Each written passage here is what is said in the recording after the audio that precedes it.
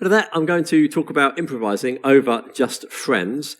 What I'm going to teach doesn't only apply to Just Friends, it applies to any jazz song. So do keep that in mind. I always talk about a 3 steps approach to improvising. First step is notes of the chord. First chord is C major 7. Just remember, I have an actual tutorial in a previous video linked to C minor 7, to F7, G major 7, to B flat minor 7, E flat 7, and onto A minor 7. So I guess we don't need to go too far, because what I'm going to explain can be covered over those chords. So notes of the chord. Let's have a little play around. So notes of the chord will take up about 60% of your improvisation.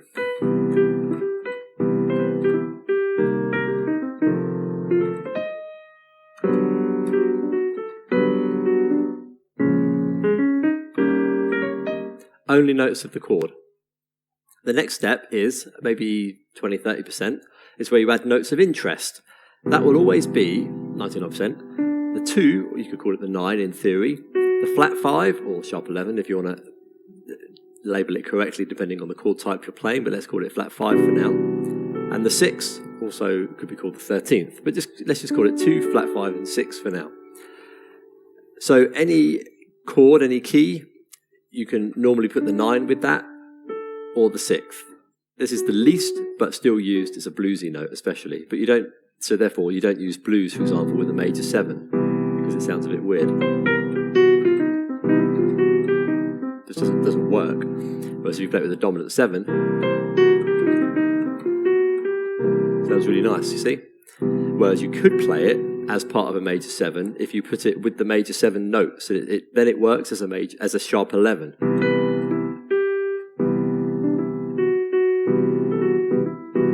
It doesn't sound bluesy because I'm playing it in the right way. And the next part is what I call, the final 10%, 15% or so, is chromatic connections. Let me give you an example. Let's just say we want to go from G, you've got a G major 7 chord, and we're playing a B.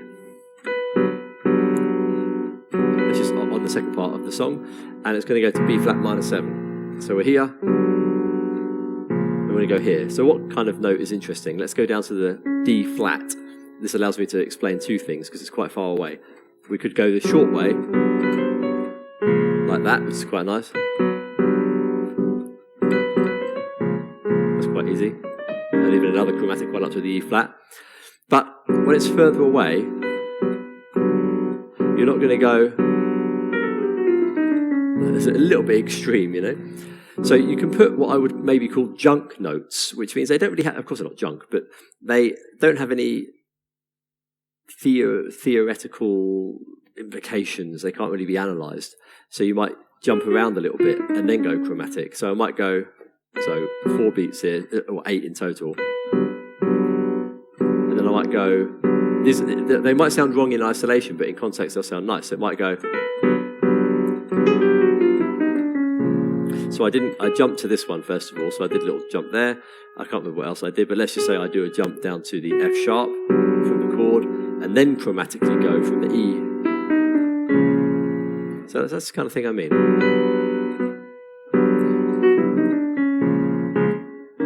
That's the kind of thing, which is quite nice.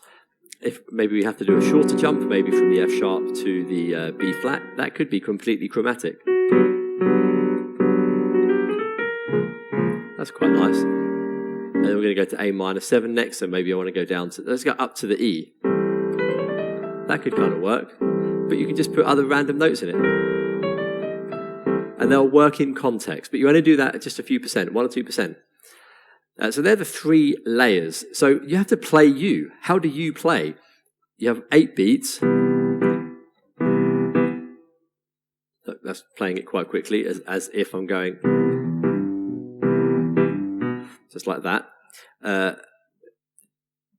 Choose your own tempo, but try 10 different times how you're going to improvise using what I've just shown you. So notes of the chord. And you might next time do it starting on the D, the note of interest. I touched the A as well there, so that's how maybe I might do a grace note. Well, that's more of a passing tone. That's quite nice. Let's do another one starting on the F sharp. Landing on the note of interest, well, not note of interest, the note of the chord, C minor 7. That's quite nice. C minor 7.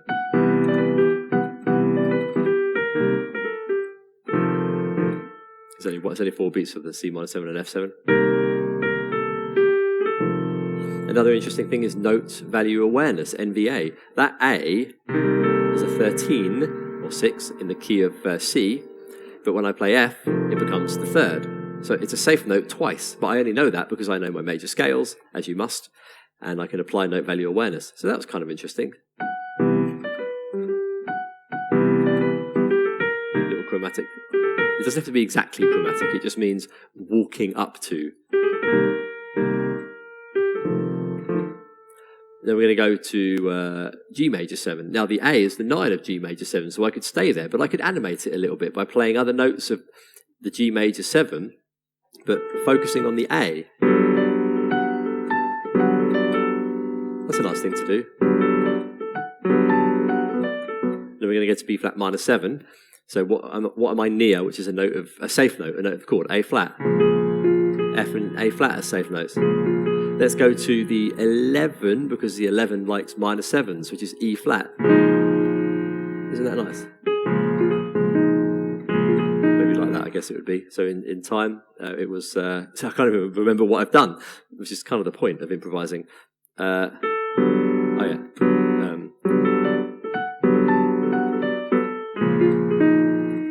That was nice. 7, safe note, safe note, safe note. Note of interest, 11, 8, 9, 10, 11. You play an 11 with a minor 7 and a sharp 11 with a major 7. So if it was there, I'd play an E. Quite like that. That's just one beat, one bar, sorry. E7, so E flat 7. We're on this note, which is E flat 7. So let's just do a chromatic climb up to the 9. Maybe just jump up to the 6th, 13, which sounds nice. Don't want to get too complicated. So that's quite nice. And then when we get to the A minor 7 next, that is the minor. So we could just fall down to the 9. Go up to the 11 again, because it's a minor 7 chord. D7. Maybe play a flat 9. 7, 5. Maybe a sharp 9 this time, for a bit of a clash, resolving up to a 3rd. See, it's note values, notes of the chord, notes of interest, occasionally a little chromatic movement. Now, something I'd like to also talk about is space. Let's just do another kind of improvisation. This time I'm going to play an A for the opening.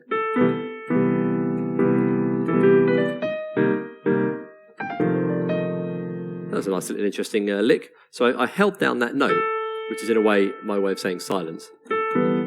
I could just take my finger off it, I'm just holding it down.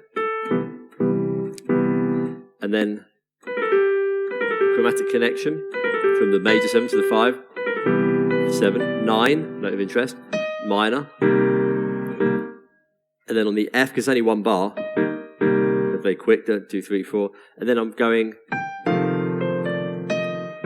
back to the E flat 7, sorry, back to the E flat, which is the dominant 7 of F, but I played a little sort of twiddly bit around it, whatever that word is. G, so the 9, the root, the 5, the 6 or 13, up to the 7. That's quite nice. So if you imagine the tempo being something like this, so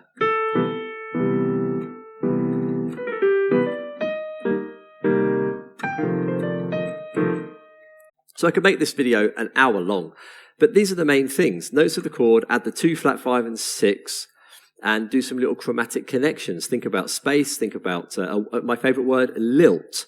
A nice way to practice that is just simply with the major scale to get the feeling. You kind of go, it's like beat 1 is emphasised. It's that kind of thing. Do it in the blues scale. So bom ba dum ba dum ba dum ba dum, and that sounds quite nice. So I'll just play something over G major 7.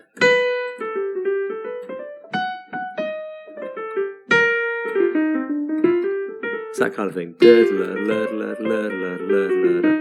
Try and play around with melody lines using notes of the chord, with that following that kind of idea.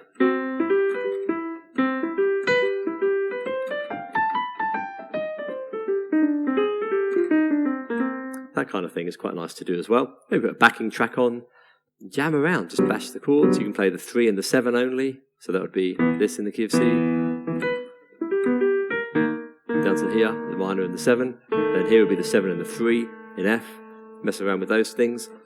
Play you. See how you naturally play when you apply these approaches, and you might be interested in the results, and of course it'd be nice if you might want to share them as well, so we can hear your progress. Should be enough. Apply that to all the jazz songs, and you should be away. Thanks for watching. All the best. Bye for now.